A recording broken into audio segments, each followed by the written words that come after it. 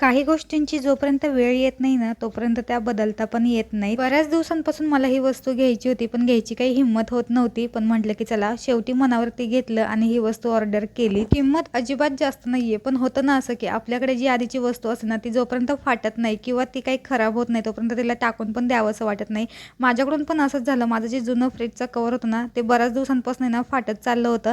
तरी मी काही टाकून घ्यायचं नाव घेतच नव्हते. पण म्हटलं की चला, ते जोपर्यंत जाणार नाही, तोपर्यंत घरात नवीन वस्तू पण येणार नाही. त्यामुळे ना खूप असं मनावरती दगड ठेवून ना ही वस्तू ऑर्डर केली आणि बघायला पण एवढी छान दिसते आणि मला बघता क्षणी ना हे कवर आवडलं होतं. आणि हे कवर मी मागवताना चांगल्या क्वालिटीचं मागवले आणि आलेलं पण एवढं सुंदर आहे ना, की आता मला 5-6 वर्ष तरी काही टेन्शन राहणार नाही हे कवर बदलायचं. बघायला पण एवढं सुंदर दिसते आणि ना आशूला पण एवढं जास्त आवडलं.